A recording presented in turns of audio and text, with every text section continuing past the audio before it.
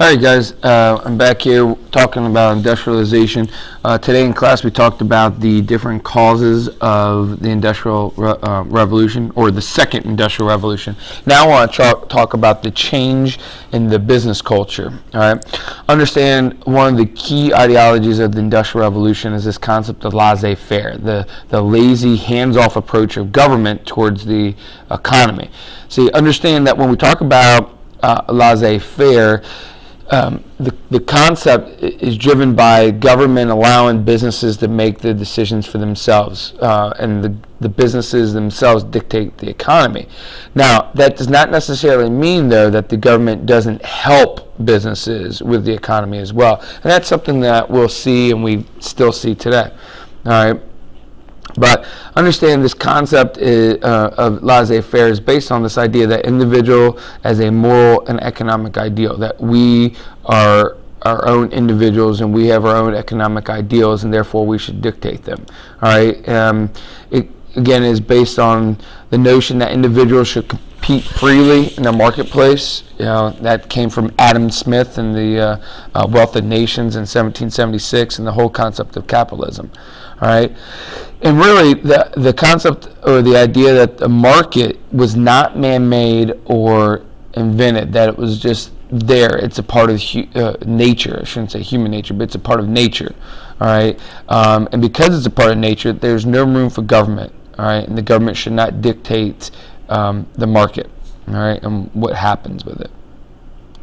All right. Now, another key part to the business culture, the new business culture that allows industrialization to boom, is this concept of social Darwinism. Okay, when we think about Darwinism, we think about Charles Darwin's theory of evolution. Okay. First of all, Herbert Spencer, very key important person here. He's a British economist, big advocate of laissez-faire, allowing the economic nature to decide itself. All right, and what he does is he takes Darwin's theory of evolution, all right, and he applies it to humans. All right, everybody wants to think of evolution as being directed towards humans, but Charles Darwin's book, Origin of the Species, is really talking more about plants and animals. And not necessarily humans. But Spencer is going to take the concept and apply it to human relations in society. All right, and he basically says these big companies, you know, it's a survival of the fittest. The big companies are going to swallow up the small companies, and therefore it's all right. And that, you know, in order for companies to advance and continue, they have to adapt, and they have to come up with new products or new ideas, a new way of thinking. All right, and so therefore we have this social Darwinism. All right, survival of the fittest. Okay.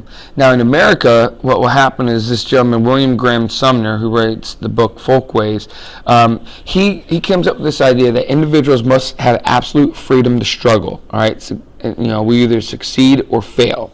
All right, we can see that actually with this election we just had with the two sides. All right, you know, one political party believes in allowing people to struggle and fail. The other side, you know, says no. There needs to be help. There needs to be government intervention. All right.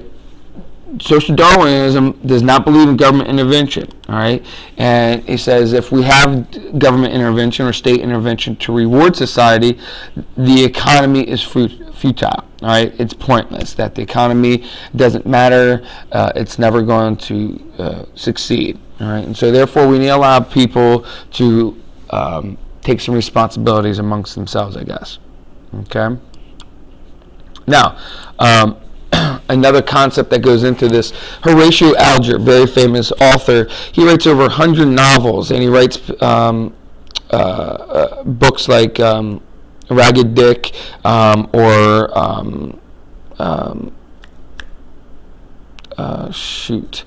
the one about the orphan. Good Lord, I can't think of it. Sorry, but he really Horatio Alger writes these books basically about rags to riches stories. These people in destitute situations and how they make it out of nothing, and they become rich or wealthy or successful individuals, right? And that's the attitude. That's the American dream that is trying to be taught at this time period. It's a part of that Protestant Puritan work ethic. Okay, that you work hard, and if you work hard, you make it, and you become somewhere. You become somebody, and you go somewhere. All right. All right. And so, it really questions the idea of the self-made made man. Okay. Now, with this new culture, all right, becomes new types of businesses. Understand that the first business that's going to be created, or first types of businesses, are single sole proprietorships, right? Where if you own the business, you put up all the money, you put all the investment, and you also take all the liability for the failure or the success of it, all right? Eventually, with the introduction of the first industrial revolution, you're going to start to see partnerships or limited liability corporations where companies are going to have a few investors, and the workers themselves also invest back in it. And really, again, it's not going to be a huge corporation, but it is a corporation in terms of its structure. All right. Now, by the second industrial revolution, we have the beginning of what we call monopolies. All right. First, we start with pools. All right. Pools are where different businesses pool their resources together, and they kind of form one large company. Okay. What will happen is, especially with the railroads, by 1887, we're going to have the development of the Interstate Commerce Act, which will also create the Interstate Commerce Commission, that will try to limit the success of the pools, all right, and the bigger businesses. Okay, eventually, because of the Interstate Commerce Act as well as the Sherman Antitrust Act, made in 1890, you're going to have the development of trusts. All right, John D. Rockefeller takes his Standard Oil Corporation or company, and he creates Standard Oil Trust. This is the first monopoly created in America. All right, and the whole idea is that instead of having one business control all of them, you have a board, all right? And so you might have 3 or 4 businesses together, and then you have the heads of each of those businesses. They create a board of trustees, and those board of trustees make the decisions that impact everybody. All right, a trust acts very much like a monopoly, but it's a way to get around the antitrust laws or monopoly laws. All right. Now, Standard Oil is going to be very corrupt. In fact, we'll talk a little bit about them later. But Rockefeller is going to put a lot of oil businesses out of business. All right. And at one point in time, he's going to control 90% of the oil industry. All right, with his trust. Not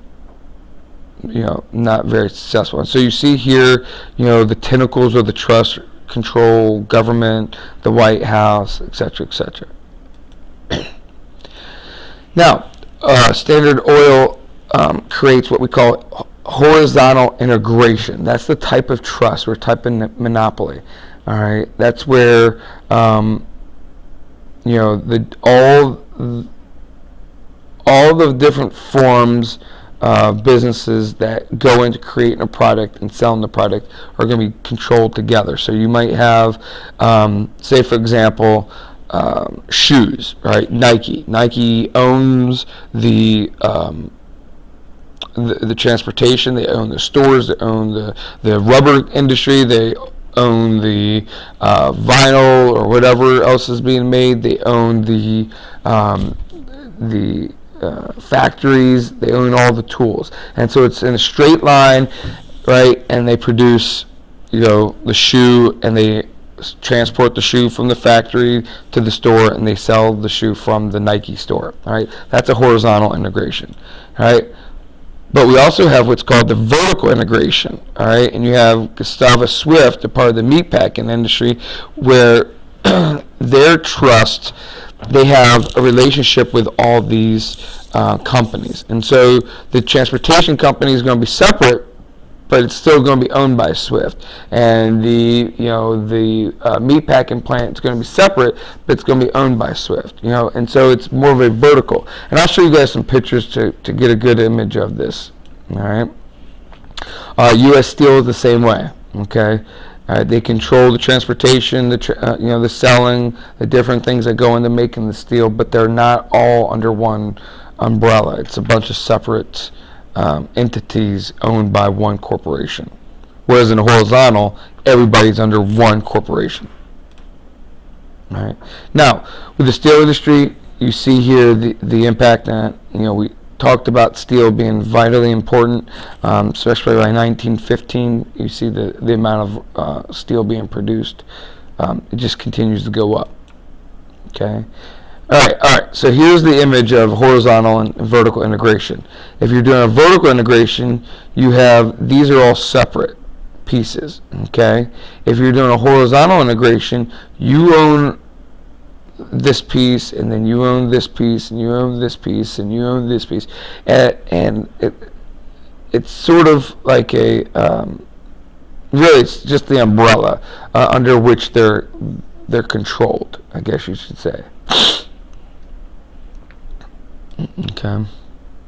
What we'll find with these new entities like Standard Oil and everything, a lot of corporations are going to collapse, and they're going to be consolidated, and you're going to have mergers or buyouts. And so these bigger, survival of the fittest, these bigger companies are going to take over the smaller companies.